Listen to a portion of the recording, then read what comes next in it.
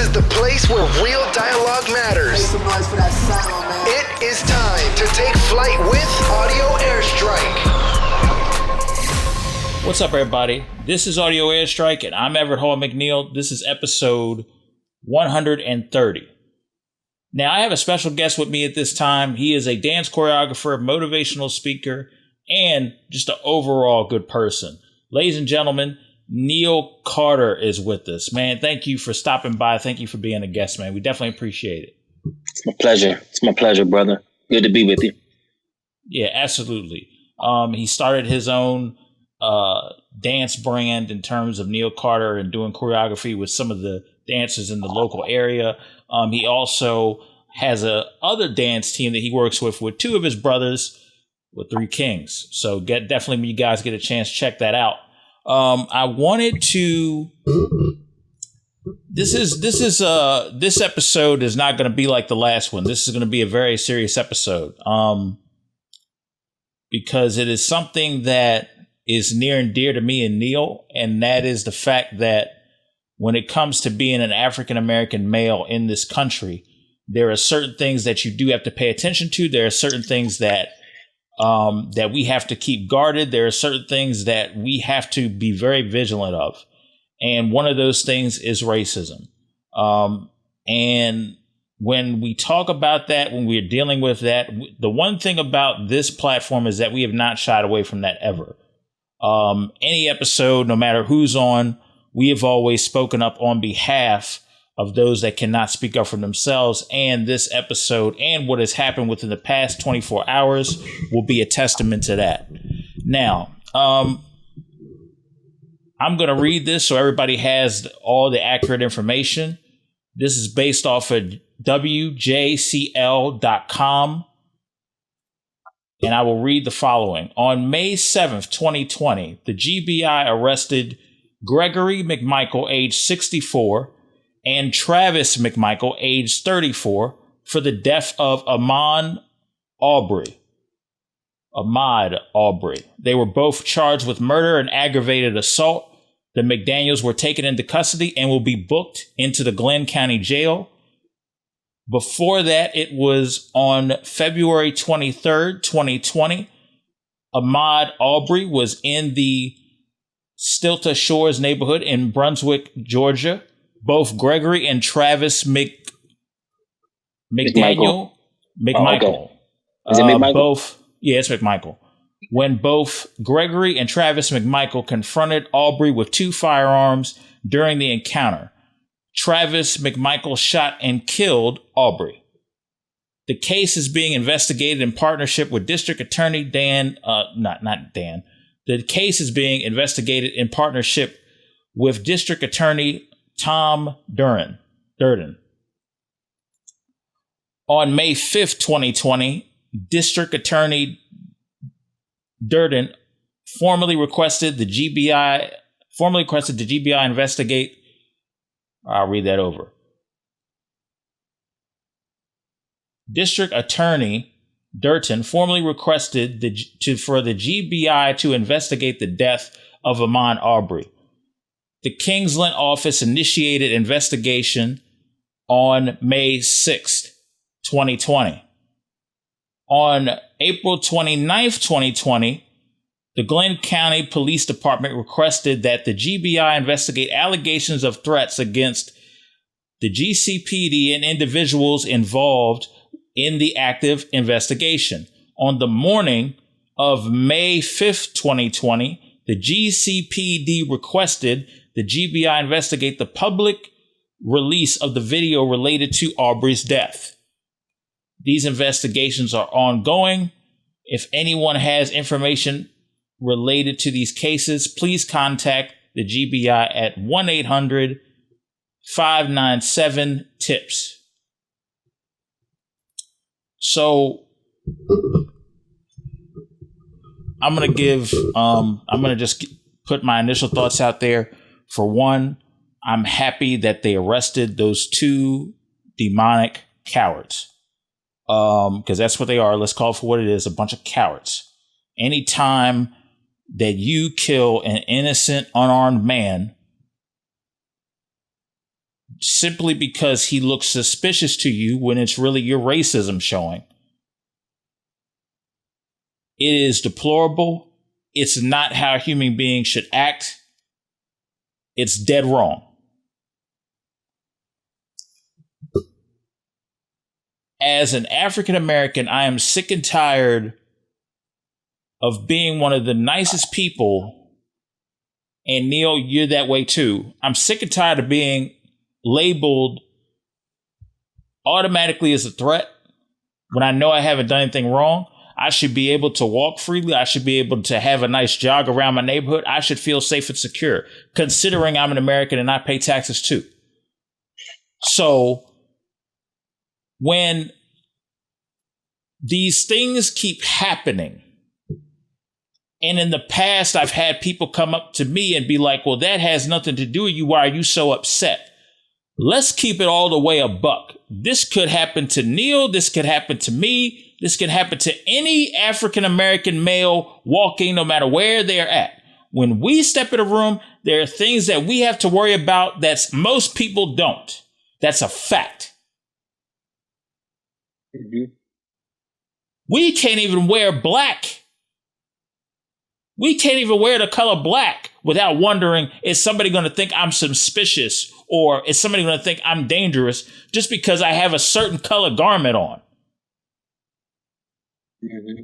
Everybody else is able to walk around, wear whatever they want to wear, wear whatever garment they want to with any type of language on it if they want to. We, as African American males and as black kings, we have to think differently because of how this society has looked at us for years.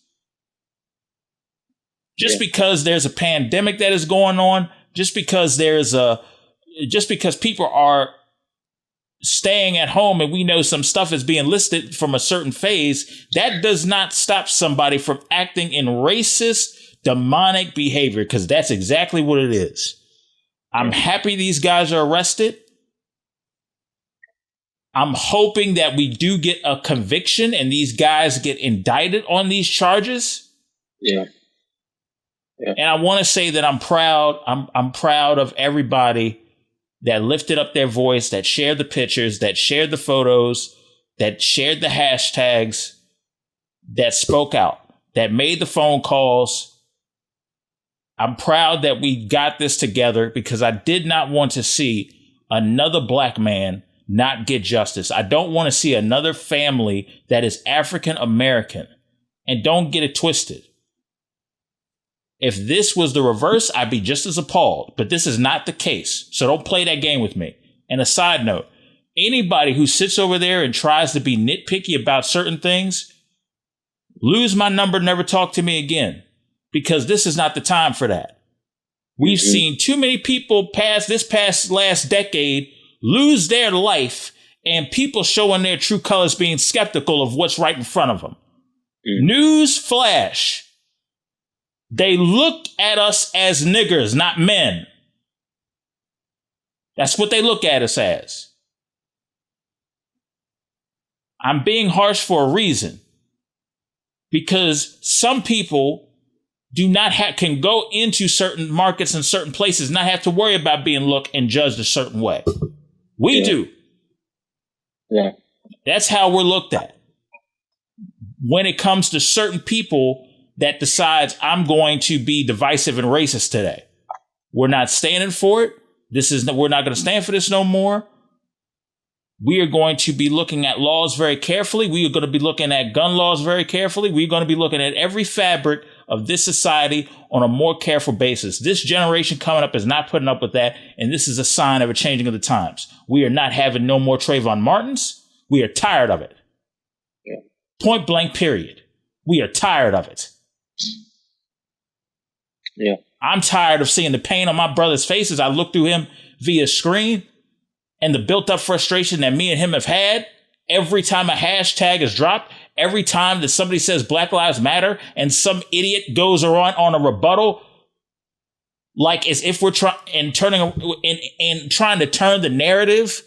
The narrative is this. We want to be treated just as everybody else is treated. Period. Yeah. That's been the whole entire thing that we have wanted. Nothing more, nothing less. We don't want no handouts. Yeah, they tell us not to say that. Yeah, we don't want no handouts. Contrary to what people want to say, we don't want no handouts. We just want you to be treated with the same amount of respect that you give somebody else. Point blank, period. If you can't give us that, shut up, leave us alone, and don't get in our way. Just don't. Because, we have gone through enough. We have already dealt with stuff from an economic standpoint. We're already dealing with stuff from an internal personal standpoint in terms of the family, in terms of family structure and everything like that. We're dealing with so much. And the last thing we need is somebody nitpicking how we're supposed to move. If you are not helping, if you are not sharing the hashtags, if you are not standing with us on the front line to see justice, considering we are fellow Americans, you're part of the problem. Yeah. Neal, I'll let you take it away. Man, I'm gonna open up by just saying this. Every time something like this happens, they tell us, not to speak out. They tell us not to protest. They say it's not the right time. It's not the right time to speak out. It's not the right time to protest, to march, to rally together. They tell us to sit down, be quiet. They tell us to stop nagging. They tell us it's not a race thing. They tell us all lives matter when we say Black Lives Matter. They tell us a whole bunch of things, right? To get us to not see it through the eyes that we have no other choice but to see them through. And they say this, and they say it because, number one, it's not them, right? Number two, they don't have to worry about, as you said, they don't have to worry about their safety whenever they walk out of their doors, and they tell us, it's never a right time to protest. It's never a right time to speak out. It's never a right time to rally and march, but it's the right time for you to decide when you want to kill a Black man. Right. And there's never a right time, right, to kill anybody. Right. But you tell us that Colin Kaepernick, he stood for moments like this, things like this. He stood for this. And they told him they wasn't the right time. Why do it on the football field when you're supposed to be playing football? Well, if this is the only time I can do it, this is the only way I'm going to get your attention. This is the only time I can stand for injustice, right? Injustice. If this is the only time I can do it, and you tell me that this is the wrong time, and I have a voice, I want to use that voice, I want to exercise that voice, and you tell me that this is the wrong time to do it, and you constantly say that, you constantly say this is the wrong time, don't do it, sit down, be quiet, don't rally, don't get in the streets, don't do any of those things. Yet the cycle continues to happen. I was, just before we got onto the podcast, I was just kind of going back and just doing a little bit of my research on some of the other victims who lost their lives. And it's crazy because the years, it's not even, some of the years is like the same. Some of them, the years the same. And some of them, the years like right after. There's no long gaps and periods of times where this thing stopped. It kept going. I have Trayvon Martin here. Trayvon Martin was that happened in 2012. He was 17 years old. I have Eric Garner here, 2014. He was 27 years old. They young, man. They young. Haven't even truly really lived their life. 2015, Sandra Bland, 28 years old. Freddie Gray, 2015 also, 25 years old. 2014, Michael Brown, 18 years old. Mr. Jean, Barham Jean, 2018, 26 years old. Bro, the list goes on. I mean, I can probably do this all night. Like, young people, man, and it don't matter the age, right? But they're young, haven't even lived their life, and had their life stripped from them and taken from them at young ages. And going back to what you said, when you said, Black Lives Matter, they don't like when we say that. It's not that we're saying that your life don't matter. However, we want to be treated, like you said, as if our lives matter. When we say Black Lives Matter, that's not an ignorance. That's not us trying to be ignorant towards another culture or race or whatnot. We say that because we have always gotten the lower hand. We have always gotten, the short end of the stick in this thing. And to us, our lives don't matter.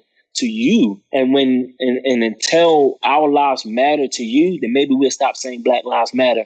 Maybe we won't feel like we have to say that saying. We say it not because we're disrespectful to you. We say it simply because to you, we feel to you.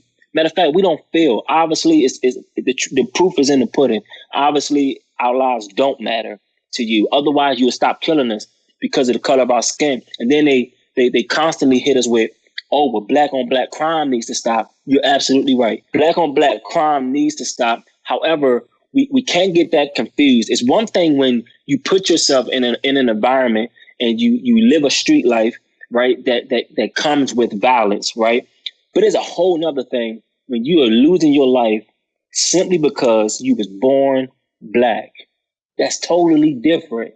That's totally different. Yes, I agree that Blacks need to stop killing Blacks. We all need to stop killing each other. Whites need to stop killing whites. Blacks need to stop killing Blacks. We all need to stop killing each other, right? But I feel like there's an ignorance when people say, well, won't y'all stop killing each other? Well, first of all, won't we all stop killing each other? Second of all, you say that we need to stop killing our Black brothers. But again, it goes back to what I just said. Me personally, I don't put myself in situations where I can I'm around violence or I'm on a street corner and just because those guys are, that don't mean that they deserve to die. Let me just get that one. Let me make that clear. Just because that's the life, just because that's the life that they chose or chose for the moment, that don't mean that they deserve to die. Exactly. Some of them, right? They didn't have a choice. But I don't put myself in that situation, right? However, if I'm jogging down the street, I'm exercising, I'm running down the street, and I get gunned down because of the color of my skin, that is totally different from Blacks killing Blacks because they're in a gang, right? That's totally different. Right? That's like me. That's like if I kill a white man because he's white, then I'm racist, right? I'm not killing him because, any other reason than because of the color of his skin, because for whatever reason, I'm racist towards him. If he didn't do anything to me, he didn't harm me in any way, and I decide I'm going to kill this man because he's jogging.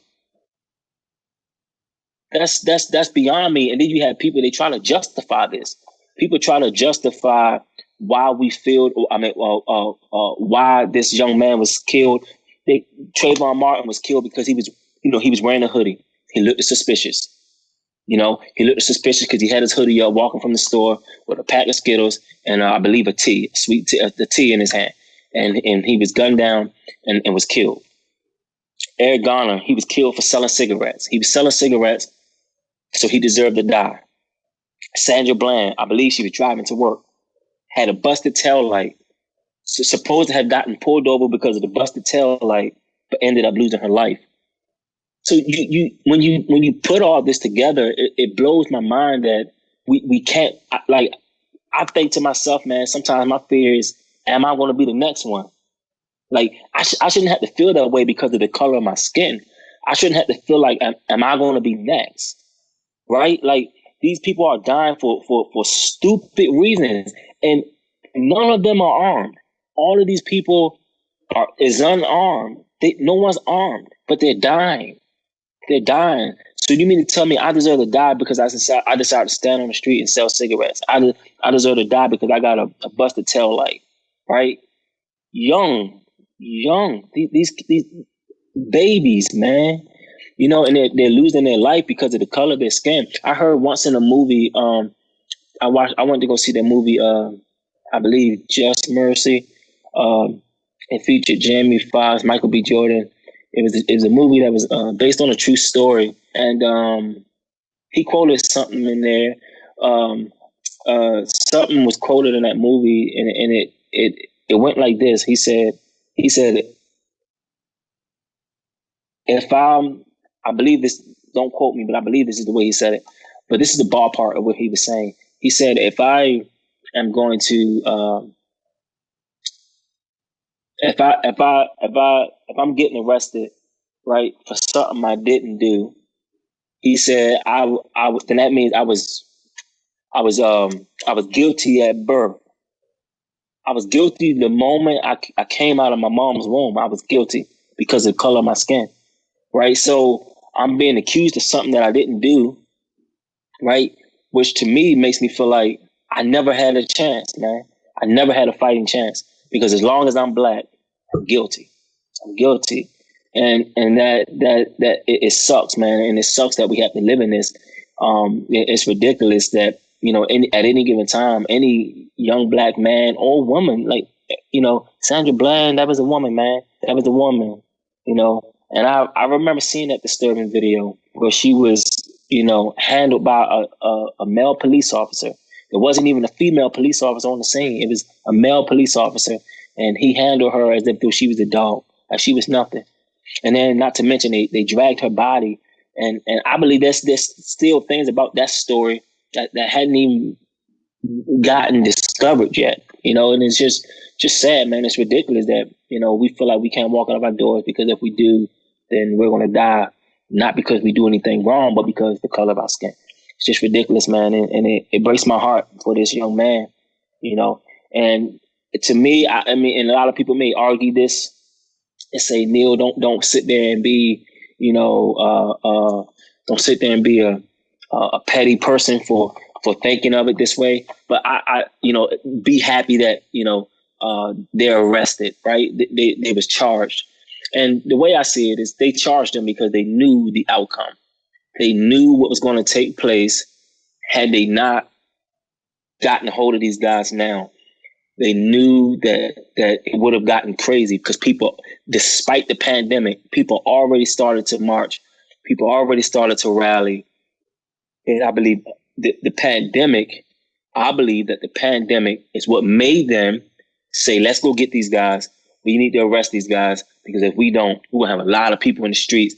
We don't need that because of the pandemic. So I personally believe this, and I could be wrong.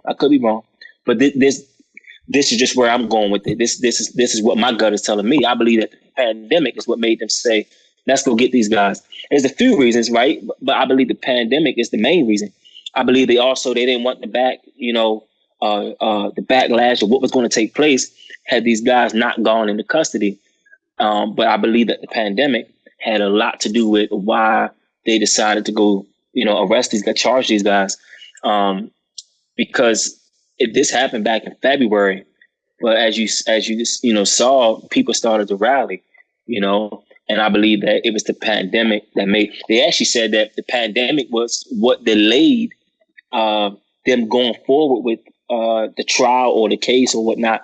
It was the pandemic that delayed that. But I guess people got tired. People started to rally. And I believe that that's what made them say, hey, look, man, we got to go charge these guys. We got to get these guys. Otherwise, you're going to have a bunch of people in the street. And you know how that is. And then at that point, we're animals and we're dogs and whatnot because we want justice to be served. And it never works out in our favor when something like this happens. And then when we react, the way we react, we're called dogs and animals and all criminals and whatever else you want to call us, and it's just a sucky situation for us as Black African Americans. It's a sucky situation, man. And sometimes, man, I just tell myself, man, is it ever going to change? And here we are again, 2014, 13, 15, 18. I'm sure there was probably some that we didn't even hear about. There's a lot of them that I know of that I don't have written down here, but just think of the years here: 2012, 14, 2 in 2015, 1 in 2014. Just what I have here, but there's more that has taken place. And then you have 1 2018. Now you have 2020, and we're back at it. And it's just ridiculous, man. It's just ridiculous. And this not even including the police brutality, right? That's going on, that's taking place, man. It's just a sad situation, man. It's ongoing. Whether they die or not, it's ongoing. Right. You want to know what amazes me? They have the nerve to call people dogs, but and stuff of that nature when they start to act out, when they're so frustrated. But let's not forget that just a couple of weeks ago, or at least a week or two ago, you had people outside protesting about, we want everything to be back open. And they show up to these courts, these government buildings with guns. Yeah. Open, concealed guns. Mm-hmm. I think that was down in Philly. Yeah. If any of that, if the majority of that crowd was African American carrying around guns, they would have had martial law on hand. Bro, that's a fact. But we're called those. If you show up, we show up protesting. I'm sorry, we don't bring a whole bunch of guns. We bring our signs. Let me guess. Everybody had a license to carry, right? I mean, I'm just saying, right? You show up and people see you on the street like that. That's automatically a threat, right? But I'm guessing everybody had a license to carry, right? Yeah, I don't think they would have done their due diligence to look, considering who was carrying them. To be honest with you, my stance is this, and has always been this. I want to be treated fair as an American. I want to know that at the end of the day, that if something goes wrong, is the justice system perfect? Of course not. But at least I want to know that I will at least have stuff set up as the same as my Caucasian counterpart or any other person of nationality or whatever of that case, that I will get a fair trial. If something happens to me, if something happens to Neal, that whoever is behind this gets brought to justice. And I hate to say it, but we have seen too many people get away with murder. I should be able to jog. I should be able to be in the comfort of my own home and not have to worry about somebody busting in or hunting me down, trying to kill me because you're afraid. I'm tired of people. I'm tired of undercover racism. I'm tired of it. I'm tired of people being so skeptical. And people that get skeptical, I feel like you're just exposing just how racist you are. There's like a closet that you're opening at that moment. I don't appreciate it. We don't appreciate it as African-American males that are trying to do the right thing. They're trying to be a difference in the community. They're trying to show a different way. It's a slap in our face. It's a slap in the face of the entire African-American community. And it's been a repeated slap in the face. A repeated one. Mm-hmm. Quit spitting in my face and tell me it's raining. You see what's happening to us. You see what's going on. You can't deny it anymore. Right. You can't even, exactly, bro. You can't even, how do you try to justify this? Like, goes back to what the list I just read off. It's happening every year within the same decade. And you mean to tell me is not, like, something isn't wrong? And also there's plenty more that don't get reported, that don't get national news. And then they'll turn around and, God forbid, don't let them have a past where they had a criminal past or something like that, or even a picture of them holding a gun that they may have had proper paperwork for. They'll try to use that as, oh, well, maybe this person was dangerous. Maybe he needed to go. Are you serious? Are you freaking serious? Mm-hmm. I hate when we sit over there. If you had a daughter, if you had a son, and you taught them how to defend themselves, you taught them how to use a firearm just for protection, not for anything else, just for protection. If you felt like that was your duty, you'd be called a thug on the spot. But you let somebody Caucasian that takes their daughter or son out to go hunting, the last thing they're going to be called is a thug. The last thing that they're going to be called is a criminal. We just want to be treated fair on the same level. Stop treating us like animals, man. We helped build this country. There's too many evidences around for you to keep denying, for you to keep acting like that we are beneath you. We're not. We've done too much work. We already set back, and look how far we are survivors. We have kept on keeping on despite what is going on. And for this to constantly happen, this constant spitting in the face, constantly losing people, constantly being told, oh, you're overthinking, you need to stop, you need to do this. Do me a favor. Anybody that comes at me like this from here on in, I don't care if I've known them for 10 seconds or 10 years. Friendship is done. Brotherhood is done. I don't want to hear bro. I don't want to hear you need to calm down. I don't want to hear none of that. Mm-hmm. You don't value my life based on you being overcritical over this. That's what this tells me. If you go up to Neal and do that, that's what you're telling him. That's how we take it. We can't take it no other way. We have to leave out of this house every single day wondering several questions that you don't have to wonder about. Our parents are worried for us because they grew up in a time when they saw the news Dr. King being shot. They grew up in a time when they were burning crosses outside their door. That's a reality. That's what they grew up with, especially in the area that I live in. Yeah. This is a reality. This is the reality that we deal with. This has been this demonic, divisive behavior has been passed down.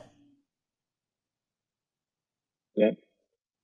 Yeah. And you got the nerve to sit over there and spit in our faces and tell us that we're delusional? No, you're delusional. I don't care if you like what I'm saying on this podcast. This needs to be said. Come on, brother. Come on. Let me. So check this out. So here's the overall. I'm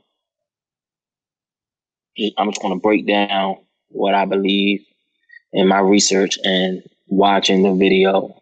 Let me just break down what they trying to say took place, or at least what they said. But from what I see otherwise. But they say a young man, right? He was walking near a abandoned house, or a house that was being worked on, that was having some construction done to it. There supposedly had been several break-ins in the neighborhood, and all of a sudden, he's jogging down the street. He fits the description, so he's the suspect. First of all, let me just stop right there and say this. We're always the suspect. That's always the case, right? He's jogging on the street. He's the suspect. Matter of fact, let me go back. To them, he's running. He's running, right? Video shows otherwise, but to them, he's running because they got to make their story look good, look believable. So he's running down the street. So he's the suspect. He walked past the house. They didn't see him come out the house. Now he's running. So that makes him the suspect. He's a black man. I told him me and my wife was having this conversation earlier, and I told her, I said, there's been break-ins in that community from what they say, and all of a sudden, black man is jogging down the street. And that's the guy. That looks like the guy that did it. Well, did y'all have a description of who he was? Did y'all have a picture on who it was? How did you know that was the guy? Or was it just because he was black and he was walking past the house? Also add this. If you're doing a robbery, if there's break-ins happening, who's going to rob somebody wearing a white t-shirt, black shorts, and in broad daylight? Broad daylight. And that's at that time in the day. Exactly. Thank you. Exactly. And like I was telling my wife earlier, I said, he was, this is just me. He was jogging down that street. And to me, I think it was premeditated. I think that some people change up their route when they're jogging just for safety reasons. Just in case somebody, recognizes them from, previous times of jogging, right? They don't want people to pick up on their routine, right? So some people may change their routine, but everybody don't, because to him, he's just jogging. He's doing what he always do, right? That's his norm, right? So he's jogging, and I believe that it was premeditated. I believe that they knew that he took that route. I believe that they saw him several times before this incident. I believe that they knew what they wanted to do. I believe that they premeditated all of this, man. And this is just me. Like I said, I could be wrong, but I believe that they premeditated that. And even if there was any break-ins in that neighborhood, why all of a sudden is this guy at this particular time, and this just has to be the guy. Let me just say this right here. First of all, bro, I've caught the police for things several times. And I was telling my wife this, I've caught the police several times for several different things. And when I called the police, two of the first things they say is, "Are you in danger?" They say, "Are you in danger?"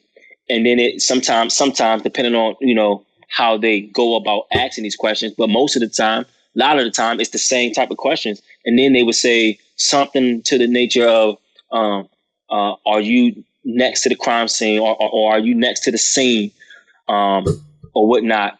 And then one of the other things they say is, I'm sending authorities, but you make sure you don't go near it. You make sure you be safe. You don't go near, the scene or whatnot, so that you don't put yourself in danger. And if that dispatcher had any training, any correct training, and in all my, I'm 32, and in all my years of understanding how that works, I'm believing that dispatcher said that to them. "Hey, are you safe? Or don't go near the incident. I'm sending authorities. You stay away from, the incident. Don't pursue it." Bro, I remember one time, bro, I was driving and I saw an accident, and I called the police, and I wasn't following them close, but it was a hit and run. They kept going, and I dialed 911, and I was following. And one of the things that the dispatcher said to me was, "Don't follow. If you can get a description of the car, get that, but don't follow them." And they said, "Just turn off or go, turn around, go in another direction or whatever," because they didn't want me to put myself in danger. So just trying to put that piece together for us, right?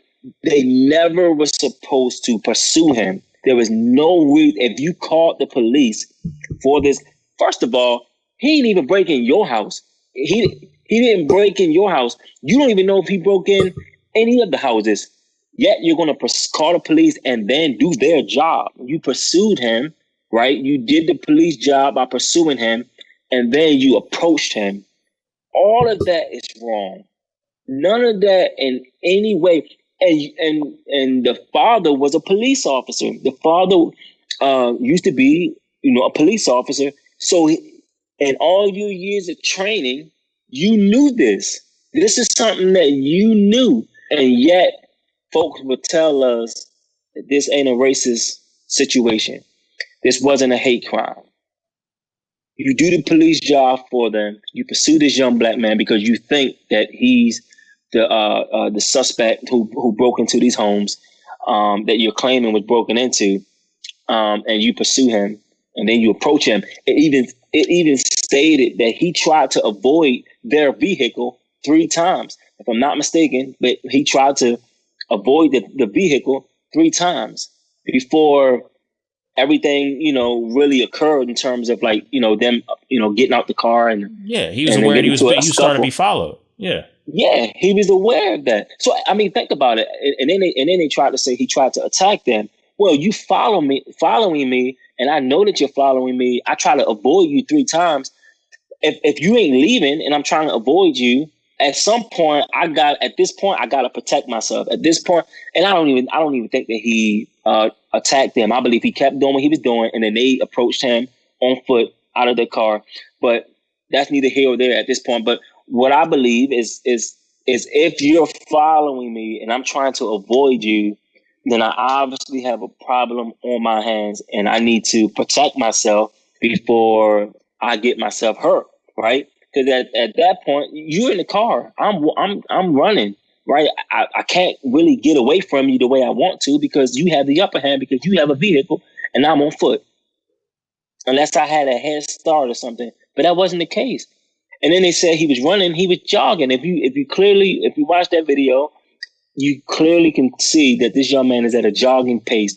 He's at a jogging pace. He wasn't, sprinting down the road. He's at a jogging pace. And everything about this story is just wrong. It's 100% wrong. He was never supposed to be pursued. If you thought that this was the guy, you should have dialed 911, said, hey, I believe I have a description on who we believe or think to be the suspect. Blase, blase, blase. Tell them, let them come out, let them do their job. He tried to do the police job just like George Zimmerman tried to do with Trayvon Martin. And now you have two young black men who had their lives stripped from them early for no apparent reason, for walking down the street with the hoodie on, for running down the street, right? And ultimately for being black, man. It's just sad, man. Just breaking down that story, it bothers me, man. It bothers me. And it was all premeditated, in my opinion. It was all premeditated. I believe that they knew the route he took. And they picked the perfect time to try to pin this robbery on him and pursue him and kill him. It's just sad. It's ridiculous. And not to mention, both of you go grab a gun. Both of y'all grab a gun for somebody who's not even armed. Both of y'all needed your gun. Just, you can tell me, you can say what you want, man. This is a hate crime. Those gentlemen was racist. Gentlemen, I don't even know why I call them gentlemen, but they was racist. Let me not be rude in that way, but they was racist, and they deserve, they deserve whatever it is that comes to them in terms of this case, and I hope that justice would truly be served. Because justice, they may be charged right now and in custody, but justice isn't served until the trial. And we've seen this many times. But we've seen this many times where people get a slap on the wrist, right? So, again, will this work out in the favor of the family of Mr. Arbery? Just it's a sickening situation, man. Really is. It's a sad situation, man. And my heart breaks for his family, his friends, his loved ones, that this young man, and not to mention, I believe that his birthday is this weekend. It's this Friday. Yeah, as of right now, we are recording on the eve of his birthday. By the time this is put out, it will be on his birthday, May 8th. Because he was born on Mother's Day, 1994. So, definitely we want to give respect to his family, prayers to them. We want to also thank everybody that was involved on getting these two deplorable, demonic human beings off the street. We definitely appreciate it. But the one thing that we appreciate more is a conviction. That's what we want. Justice truly needs to be served with a conviction. They need to pay for their crime. And that's really all I have to say about that. Until we get to that point, let's keep in prayer for the family and let's stay informed. I know that there's a website that has been posted. It's called runwithmod.com.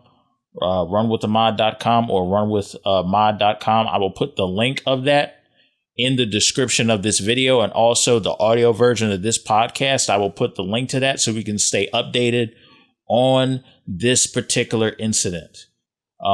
So yeah, man, it's very sad, but we're not going to give up hope, and we're not going to give up hearing hopefully the right sentencing, which would be a conviction. That's what we want. We do not. I don't want to see these two morons on the street. I don't want to see a slap on the wrist. I want a conviction. Yeah. I want a conviction. As I don't care how long it takes. I want a conviction. With that being said, we're going to switch gears because we had some news broken. Hold on, real quick. Oh, okay. Let me just. I just want to go back to my opening, and I want to say this before we switch gears. But let me just say this: one more time. Y'all tell us that people say that it's never a right time to speak up and speak out. They tell us it's always it's never a right time to protest and rally together. They always tell us to sit down, be quiet, get out of the streets, stop holding up the signs, stop, complaining. And let me just say, the cycles continue to happen. You tell us it's never a right time to protest, but yet we're back here again. So let me ask y'all this question: is there a right time for a young black man to die? Is there a right time for that to happen? We can't protest. We ain't trying to kill nobody. We can't protest, but yet they can kill, and nobody says that's wrong. People try to justify this, man. People always try to justify this, and when we speak out, we're just complaining. Or it's not a race thing. Be quiet. The police officer was doing his job. They tell us all these things, but yet this cycle continues to happen. It continues to happen, and then they say once again, "Oh, black on black crime. Y'all need to stop that." Again, it's totally different. It's one thing when I choose to be in the game, right? And I put myself in those type of situations. And just because those guys are on the streets, or just because they're in that lifestyle, and some of them didn't choose that lifestyle. So let's be correct. Some of them didn't choose that lifestyle. Some of them, they grew up into that lifestyle for whatever reason. But let's just be correct. They say black on black crime needs to stop, but they say that so that we can shut up about saying that a white man shouldn't kill a black man. Well, let me just say, no man should kill any man. That's the word that I stand by. No man should kill any man, right? I don't care what the color of his skin is, or what his zip code is. It doesn't matter. No one should kill anyone. But every time they say that, I feel like they say that just to shut us up. But let me tell you, no black on black crime shouldn't happen. You're correct. I agree with that. However, if I choose to be in the game, then I understand what comes with that lifestyle. But to walk out of my door and die, and get murdered because of the color of my skin, it's totally different. That's totally different. I didn't choose to be born as a black African American, right? That I didn't choose that, right? I'm happy and I'm proud that I am. I didn't choose that. So I walk out of my door and I die because of the color of my skin. That's ridiculous. You cannot say black on black crime needs to stop in comparison to a white man killing a black man because of the color of his skin. Y'all got to stop that. And when we say Black Lives Matter, it's not an ignorance. It's not that we're being ignorant to you or to any other race. It's not that we're being ignorant. We're just saying that for so long we've been put down. We've been pushed aside or pushed in the background, feeling like our lives don't matter. And until we feel like our lives matter, then we will continue to say Black Lives Matter. It's not that your life don't matter. All lives matter. And for me to be a faith-based Christian, for me to be a believer, a follower of Christ, I believe that, yes, all lives matter. However, all lives isn't treated with injustice. All lives isn't treated Speak on. as bad as the Black African Americans. So I feel like, when they say that, oh, Black Lives Matter, y'all need to stop saying that. That's not right. No. What's not right is that we've been treated with the injustice that we've been treated with over and over and over and over and over again. Going back to what I read off, we had Trayvon Martin in 2012, Eric Garner 2014. Not to mention Trayvon Martin was 17 years old. Eric Garner was 27 years old in 2014. 2015, you had Sandra Bland. She was 28 years old.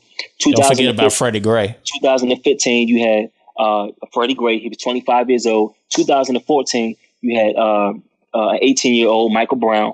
2018, 26-year-old Barham Dane. So you constantly, this is a cycle. That's not even half of the young Black men and women who was killed either by police or a white male who decided they was going to kill them because of the color of their skin. And most of these kids, people wasn't even armed. And do we ever get the benefit of the doubt? Right? Do we ever get the benefit of the doubt? And it's just a sad situation, man, that this cycle continues to happen. And I don't care what type of situation that people put themselves in, right? No one can say who deserved to live and who deserved to die because of the color of their skin. No one. And to be honest with you, no one deserved to die because of the color of their skin. Not at all. Not at all. And the fact that it continues to happen to the Black African community is heartbreaking, man. Because I myself, sometimes I feel like, am I going to be next? When I walk out my door, if I get pulled over, am I going to be next? Sandra Bland, she had a busted tail light and was pulled over for a busted tail light and lost her life that day by the arms of a police officer who was a male who didn't even call a female police officer on board. But it was a male who handled her as if though she was a dog and took her life that day. And it's just sad. It's heartbreaking. And it sometimes, like I said, I feel like it's never going to change. But there's hope. I pray that it change. And that's the God in me, right? That's the hope of the Lord in me, hoping that it'll change. But people, we got to do better. We got to do better. Rest in peace, Mr. Ahumnd Arbery. Rest in peace. And for your family, we're praying for you. Don't lose hope. And I pray that justice will be served for that young man. Thank you. Yeah, absolutely. We definitely want to give prayers and honor to that family because that's a lot to deal with right there. So they definitely got our back on that regard. Yeah, man, this is very hard to switch gears. This is very hard to switch gears, but I'm going to. Yeah, I'm going to switch gears right now. The wife of the Baltimore Ravens safety Earl Thomas III was arrested last month after pointing a loaded gun at her husband's head during an argument. Nina Thomas was arrested on April 13th in Austin, Texas, and charged with first-degree felony burglary of a residence with the intent of aggressive assault with a deadly weapon, according to Jamison Hensley of ESPN. A team spokesperson said the Ravens are aware of the situation, but that Thomas did not notify the team of the incident.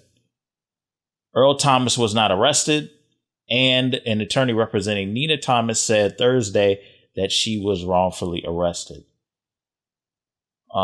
After, let's see, look at this.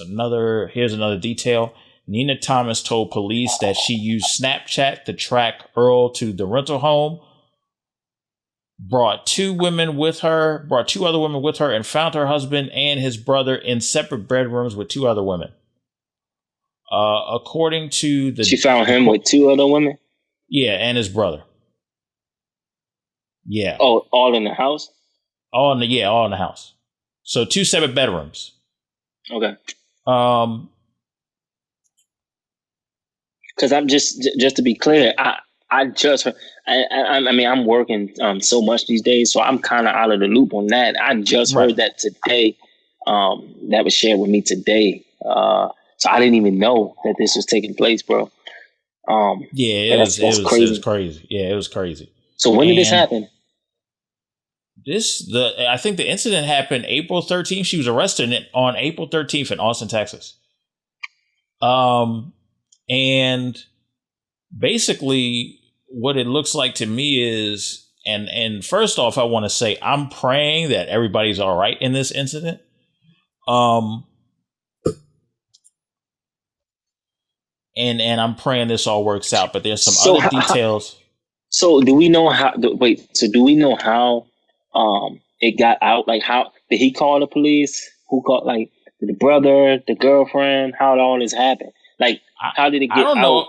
Yeah, I don't know how this got out to the public this late, because you think if she got arrested April 13th, you think the story would have broke back in April, but it's coming to a head now. So I don't know. Matter of fact, let me look. According to the document, an officer viewed cell phone video footage that shows Nina Thomas placing Earl's 9mm Beretta less than a foot away from her husband's head, which the safety was disengaged and her finger was on the trigger. Good Lord. Nina Thomas told police that she had that's attempted murder right there. Yeah, that is. Nina Thomas told police she had called the other woman to help confront her husband and took his handgun with the intent to scare him. She had taken the magazine out of the gun, but was unaware of the round in the chamber. That's crazy. According to the arrest warrant, Tiffany Loving was one of the women at the residence with the Thomas brothers, told police that Earl asked Nina to give him the gun, but Nina began hitting him with her free hand and striking him in the eye, arm, and groin. Earl and Nina then fell to the ground and then tussled for the gun, the warrant said. The two women arrived with Nina were arrested for burglary of a residence. Earl Thomas, a 7-time Pro Bowler who turned 31 on Thursday, wrestled the gun away from Nina Thomas, according to the document. When police arrived at 3:41 a.m., they found Nina Thomas with a knife chasing Earl, who had the gun. Bro, I'm glad he got that gun. Yeah, because this could have been another Steve McNair situation. Man, I'm trying to tell you. And I mean, you know, and yes, he was wrong. These football players, man, not just football players, any man. I'm just gonna put it out there like that. Any man, gotta, man, you gotta do right by him. Especially if that's a woman that that deserves it, man. You gotta do right by that woman. Yes, she was wrong. And he could have lost his life. Him making that mistake does not mean he should have lost his life for it. But you just gotta be cautious, man. You gotta, you can't be playing with people's heart like that. And she can't be running around playing with guns like that because she didn't think that this outcome was going to be the way it is. And now, she could possibly face charges for attempted murder. And it just sucks because sometimes we throw our life away. She thinks she's trying to scare him, yet it's something else. Right? It turns out to be something else, and she's behind bars.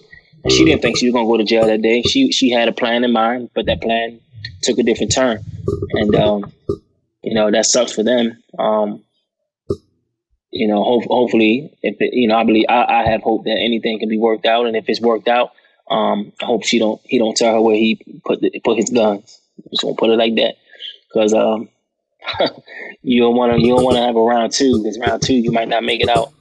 Yeah, it's one of those situations where you look at the situation and go, I pray that everybody gets through the situation well, but this is just a sorry situation all the way around. Like, this could have been avoided on so many different levels. They have my prayers. But yes, please, men, please do not give your wife, your spouse, a reason to go off on you like that. With everything going on, please do not give your spouse a reason. I don't care what your bank account look like. I don't care what your quality of life looks like. Please refrain from doing that. If it's not bringing you peace, if you get an inkling that this is not going to bring me peace, don't still pursue this blindly. You know what I'm saying? Yeah. Do things in a way that's going to provide peace to your home, not chaos. Well, that's just my standpoint about it. I'm gonna leave it as that. That's all I got to say about that situation. I pray that everybody, everybody makes it through. But I mean, that's rough. That's rough sledding right there. Yeah. Yeah. And Lord knows that probably wasn't the first time. But anyway, who knows how many times that happened? Who knows how many times he stepped out? I don't know. But right. It could have been the first time. Right. Who knows? Yeah. We don't know. This could be the very first time. This could be multiple. We don't know. He made a post on his Instagram asking for prayers, and that's exactly what I'm going to give him. And hopefully he can be a better man from this and learn from his mistakes. The Ravens are aware. So you think they're going to drop him? They may look into the contract to see if he did anything to breach it. Because one thing I do know is, organizations, they don't like when you giving them a bad name, because then, their organization is in the limelight. Well, not in the limelight. There isn't a bad spotlight, and they don't like that. Because it gives them a bad name. I don't think he deserved to. It's one thing if he decided to do something like carry a gun and put it at his wife or something like that, right? But it don't make him look good that he was, stepping out on his wife. So I mean, they don't like that stuff when you give them a bad name. No organization do. And that's why sometimes they like, look, man, we got to drop you, because if we hold on, then you make us look bad. And we saw how Ray Rice was blackballed. But anyway, and the reason I say he was blackballed was because that, you let that man go up to the team, the coaches, his wife's family, his family, and he apologized publicly. He apologized, privately. He apologized to everybody. He apologized to the organization, the fans, everybody. He apologized to everybody that he let down. You give him his pretty much, you give him his sentence, right? And then you double jeopardy him, right? You give him the sentence, and then because the video comes out, and it's like, well, first of all, let me just say, if you had to see the video to know how bad that was, then that says a lot about you. Because anytime a man physically abuses a woman, is bad. Whether you see a video of it or you just hear about it, right? It's bad. But the fact that y'all had to see the video to make a decision about what y'all was going to do with him, that made me mad about the Ravens, because you shouldn't have had to see the video.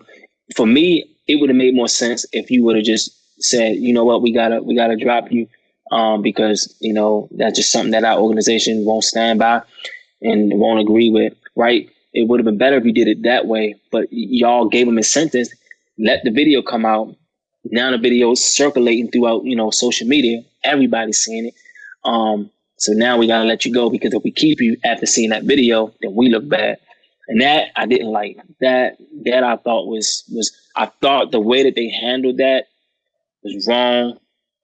Don't get me wrong, he was wrong for what he did, but you can't give him the sentence and then go back and say, oh, hold on, wait a minute, let's go back real quick. I gotta make it worse for you now because we saw a video, but you knew it was a video out already. You already knew that it was a video out, but we gotta let you go. And that sucked. I think that, once you gave him what you gave him, you should have left it at that. But anyway, that's just my piece. And then they kicked him out and they never let him play again, and that sucked because his career just never went anywhere after that. Never got a second chance. And that's why too, nothing is promised, man. You got to be careful with the decisions that you make, because nothing in life is promised. And sometimes we may think it is. We may think that we're the guy sitting on cloud nine until something comes along and knocks us off. And he never got a second chance. And I just hope that people will learn from that mistake, that nothing is promised. And you got to be cautious with the decisions that you make, because it can cost you everything. And I don't believe that it cost him everything, because I believe that there's still life for him beyond football. But however, he never got a second chance at what he studied and trained in the most. And that was pretty much it for him in terms of his career in football. But you just got to be careful with the decisions that you make, because nothing in life is promised. So, absolutely, that's a you gotta appreciate the opportunities while they're there. You gotta appreciate life for what it is, and you have to appreciate the small things. And I think Neal, you couldn't have said it better. Well, with that being said, this has been another edition of Audio Airstrike. Definitely keeping prayers over these situations. Neal, first off, I want to thank you for coming on. I was debating back and forth. Should I just come out with a short video, or should I come out with a long podcast? And then sure enough, God's time, in the nick of time, you called me saying, hey man, let's get together and record this.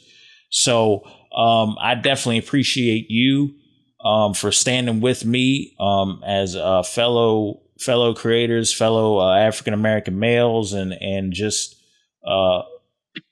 fellow men of the faith, to just stand up for some type of moral and ethical, righteousness, that we want to just see things change and done the right way. So I want to thank you for that. I commend you for that you constantly throughout the years that I've known you have been an example for that.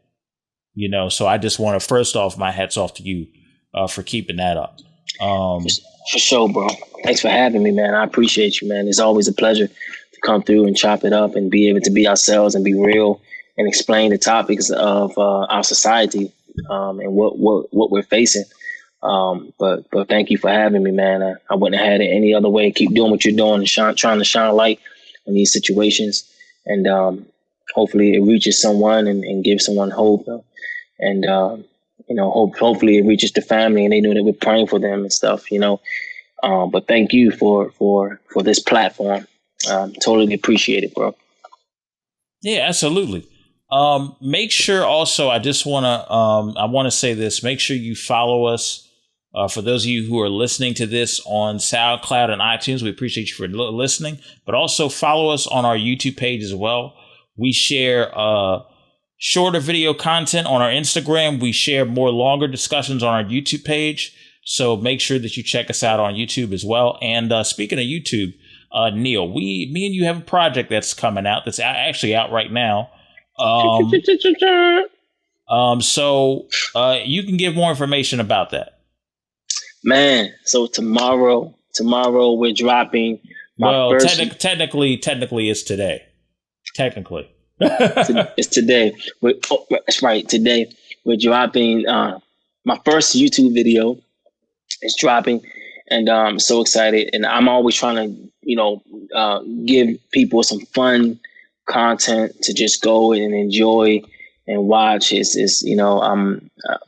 I'm a dancer. I'm a dance choreographer, and that's my lane. Sometimes I got to jump over and deal with the situations of the world, or at least try to bring some hope to it, right? But anyway, tomorrow we're dropping a video, and it's going to go down. It's featuring two of my amazing dancers.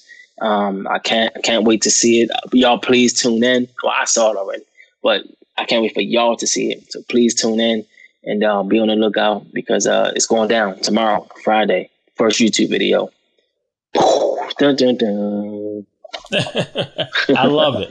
Well, with that being said, this has been another edition of Audio Airstrike. Until next time, everybody, y'all take care. Be blessed. Take care. Prayers for the family.